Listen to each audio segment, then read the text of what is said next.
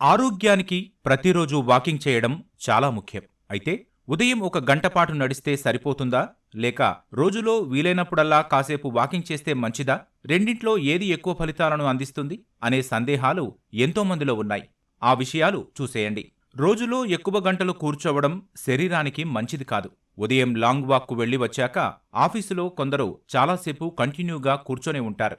Morning నడిచేశాం అనే భావనతో ఉంటారు. కానీ ఎక్కువసేపు కూర్చుంటే రక్తంలో చక్కెర స్థాయిలు పెరిగిపోతాయి. కొలెస్ట్రాల్ కూడా నియంత్రణ తప్పుతుంది.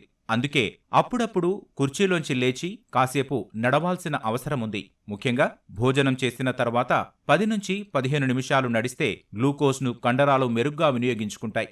దీనివల్ల బ్లడ్ షుగర్ లెవెల్స్ ఒక్కసారిగా పెరగవు. అందుకే షార్ట్ వాక్స్ చాలా ముఖ్యం. గుండెకు సంబంధించిన ఇబ్బందులు మన ఇండియాలో చాలా ఎక్కువగా పెరుగుతూ ఉన్నాయి. అది స్ట్రెస్ అనొచ్చు, స్మోకింగ్ హ్యాబిట్స్ అనొచ్చు, లేకపోతే వాకింగ్ లేకపోవడం లాంటి ఒబేసిటీ వల్ల ఉండొచ్చు. కానీ ఖచ్చితంగా డైలీ ఎవరైతే వాకింగ్ చేస్తారో హార్ట్ రిలేటెడ్ ప్రాబ్లమ్స్ని ఖచ్చితంగా తగ్గించుకున్న వాళ్ళు అవుతారు. అందులో ఎటువంటి సందేహం లేదు.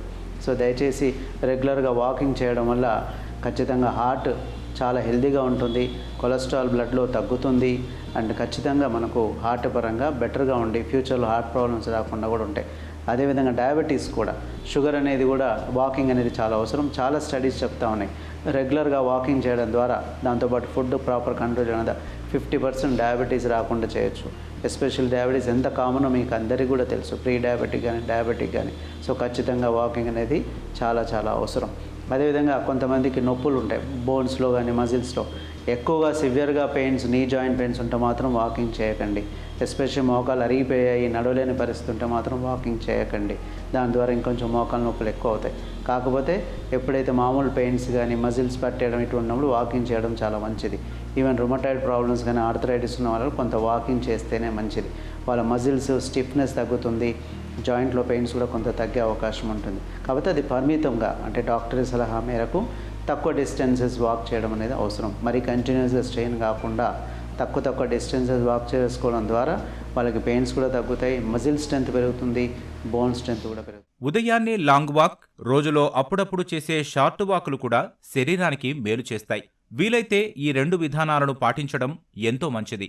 ఉదయం ఒకసారి అరగంట పాటు నడిచి, అలాగే రోజులో వీలైనప్పుడల్లా మధ్యలో వాకింగ్ చేయడం వల్ల మంచి ఫలితాలు ఉంటాయి. ఉదయం ఖాళీ పొట్టతో లేదా తేలికపాటి అల్పాహారం తర్వాత అరగంట పాటు నడవడం వల్ల గుండెకు, ఊపిరితిత్తులకు, బరువు, కొలెస్ట్రాల్ తగ్గడానికి ఎంతో ఉపయోగపడుతుంది. అలాగే రోజంతా మీరు ఉత్సాహంగా ఉంటారు. ఉదయపు నడకతో రోజులో వీలైనప్పుడల్లా నడిస్తే ఆరోగ్యానికి చాలా రకాలుగా మంచిది. ముఖ్యంగా వాకింగ్ చేస్తున్నప్పుడు బ్రిస్క్ వాక్ అనేది ఇంపార్టెంట్. ఎందుకు బ్రిస్క్ వాక్ చేస్తున్నప్పుడు circulatory capacity improvement, burning of fat improvement, weight loss improvement, muscle improvement ఇవన్నీ కూడా జరుగుతాయి. ఇవన్నీ జరిగినప్పుడు మినరలైజేషన్ ఆఫ్ బోన్స్ కూడా బెటర్గా ఉంటుందని సూచిస్తున్నారు. సో వాకింగ్ చేసే టైంలో మీరు చేయాల్సింది ఏంటంటే అట్లీస్ట్ 30 to 40 minutes ఒక డేలో వాకింగ్కి కేటాయించి, ఆ యాక్టివిటీలో మీరు చేయాల్సింది ఏంటి, ఈ 30 to 40 minutesలో 3 to 4 kilometers distance cover చేయాలి. అంటే ఆ స్పీడ్ మెయింటైన్ చేసినప్పుడే మీకు హెల్త్ రిలేటెడ్ బెనిఫిట్స్ వాకింగ్ ద్వారా వచ్చేదానికి ఆస్కారం ఉంది.